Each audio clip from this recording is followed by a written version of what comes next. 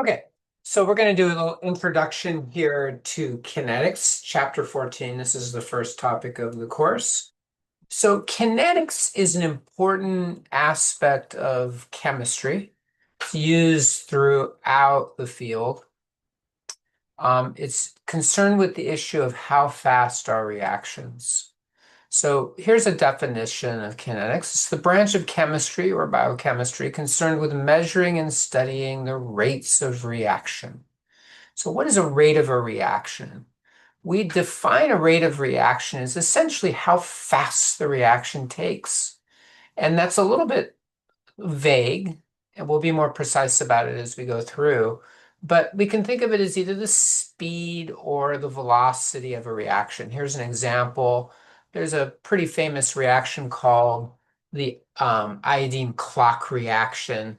Essentially, iodine, which is used in as topical antibiotics, it reacts with hydrogen peroxide. And if you put some starch in there, potato starch, essentially what will happen is the reaction will just change color from clear to a very dark blue.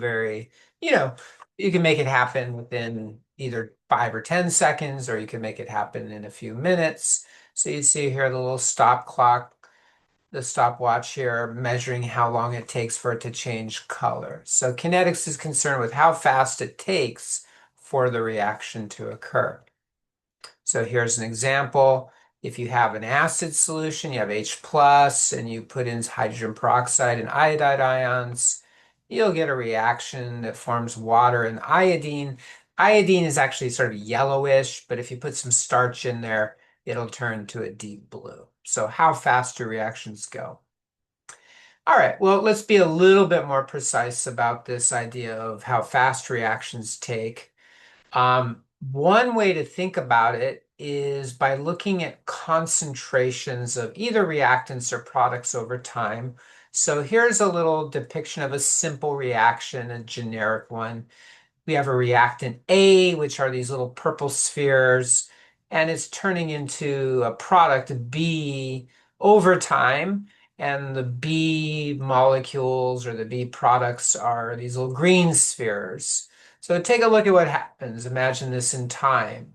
You have all purple at the beginning, no green. After a period of time, now you have quite a few greens, but not as many purples because the purples are turning into green. And then over time, you get fewer and fewer purples, and then you get more and more greens until it looks like the reaction essentially goes to completion. So there are no more purple and they're all green. So we have all products. The concentration of A would be zero over here, right? The concentration of the reactants would be zero. The concentration of the products would be very large. Concentration of B would be very large here. So we can show that graphically. And what we'll do in kinetics is we'll use graphs as a way of representing and analyzing these reaction rates. So on the y-axis, we just have the number of molecules, how many molecules are in there. So it looks like they put 50 of them for the purple ones. And notice the green ones are at zero, right? So higher up on the y-axis, the vertical axis, the more concentration you have. As you move through time, look what happens to the purple spheres. They're decreasing in concentration, right? So by the time you get out to 1 minute, 60 seconds, there aren't any reactants left. If you look at the products, they start off at a zero concentration, but very rapidly go up and then kind of scale off out here up to 50 after a minute again.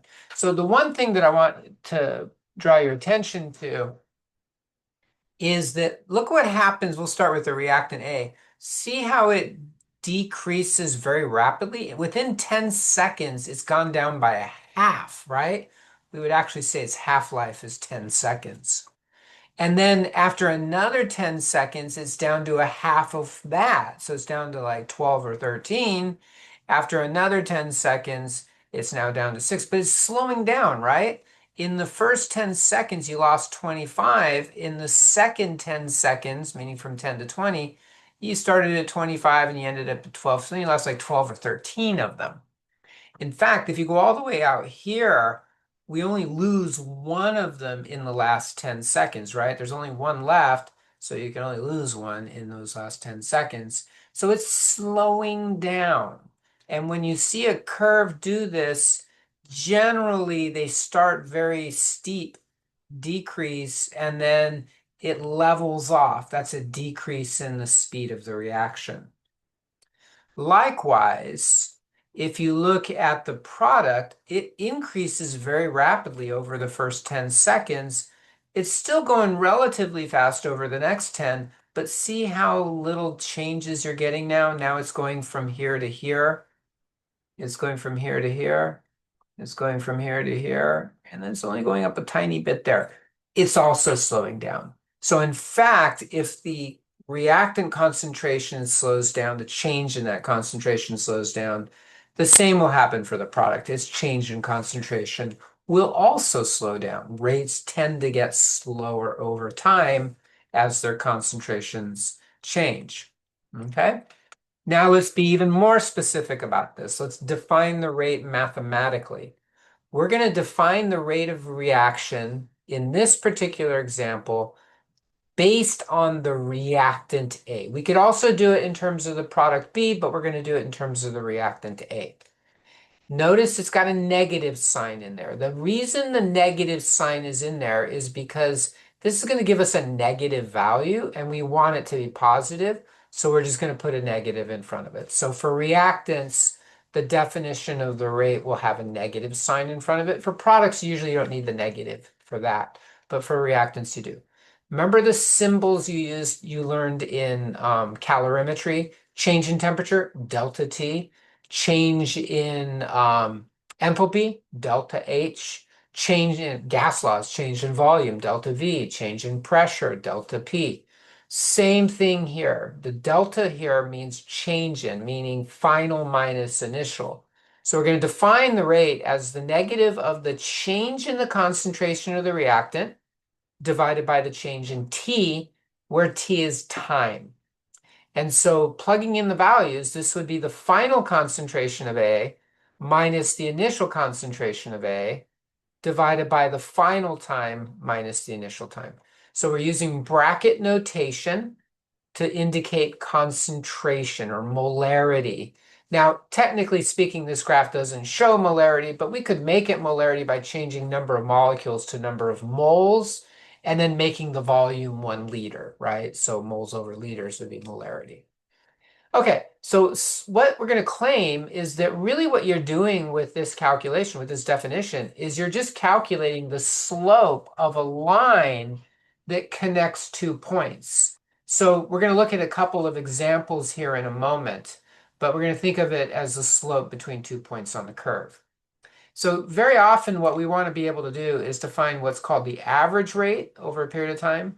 And then we also want to find what's called the instantaneous rate at one point in time. So let's come back over here to another graph. I'm going to use this one right here. So this on the y-axis, whenever you look at a graph, it's a good idea. Look not just at the picture, but look at the axes. What does it say? So on the y-axis, phenolphthalein concentration. You're probably familiar with phenolphthalein, right? It's an acid-base indicator that's clear when the solution is acidic and turns pink to red when the solution becomes basic. So here are our molar concentrations. They're all times 10 to the minus 3. So 1 times 10 to the minus 3, 2 times 10 to the minus 3, all the way up to 6 times 10 to the minus 3. And that concentration, we'll assume it's a reactant because it's decreasing in concentration, is over time, right? It's changing over time, just like with the previous graph. And now we're in seconds, but now it's going up to about 400 seconds. 300 seconds is 5 minutes. So it's about 6 2/3 of a minute out here. Okay. Concentration falls off. And there are two questions here we're concerned with. One is what's the average rate of this reaction between 0 and 90 seconds? And we're going to use what's called the secant line. You maybe have learned this in math. The secant line is just a line that cuts through a curve and connects 2 points. So arbitrarily 0 and 90 we're picking. We could pick 10 and 50 or 100 and 400, but we're picking 0 and 90. What is the average rate? The average rate is the slope of the line between those 2 points. So 0 and 90 seconds. So here's 0 seconds. So we're starting all the way up there at the beginning of the curve. And then we're going to 90 seconds, which is right here, which is right where the curve intersects with this line. So that's actually technically why I picked 0 and 90 for this example, is because then we could actually get those numbers off of there. So the question is, what is the rate of reaction between those zero? That's called the average rate. It's over a very broad period of time, stretch of time. It's essentially a line that connects those 2 points, and that line that connects those 2 points is called a secant line.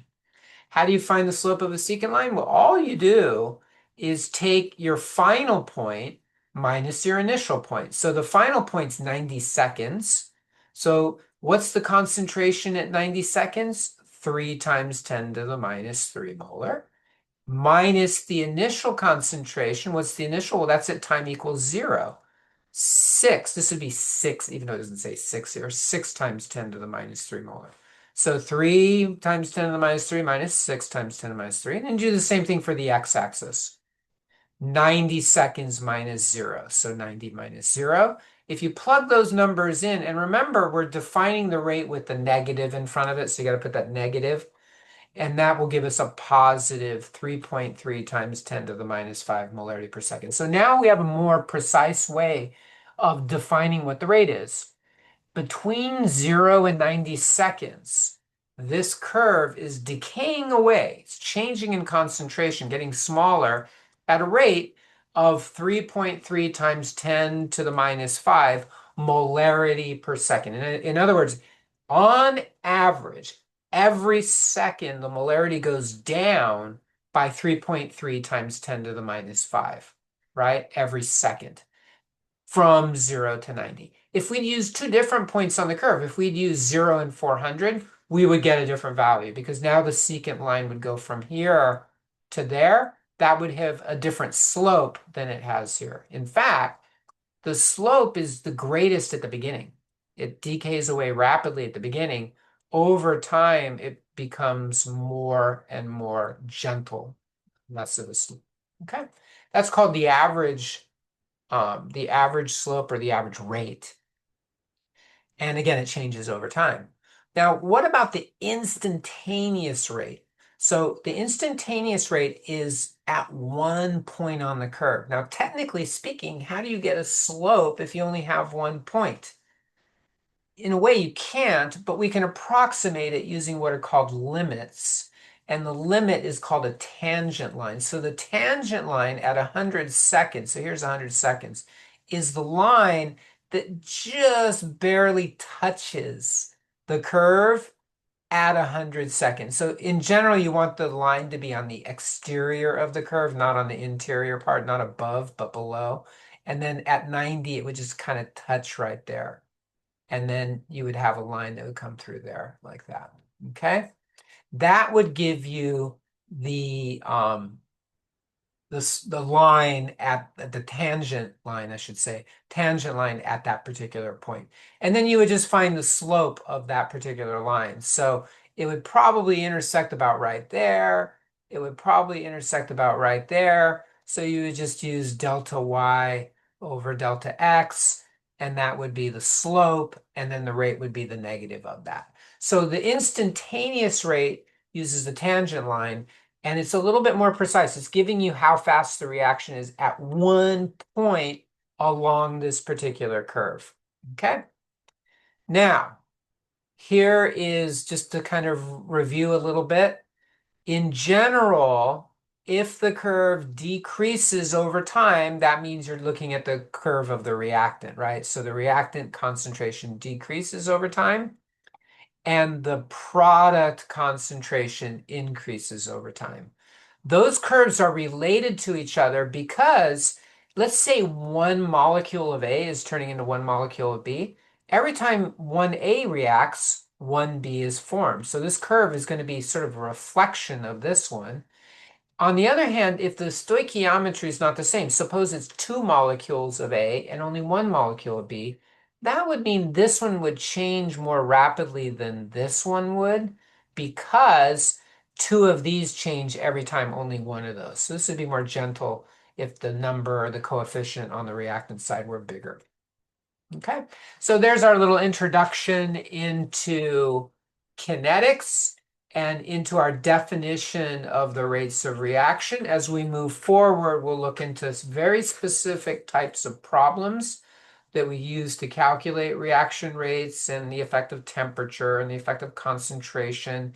And it gets very interesting. We'll look at a lot of different topics as we go through this.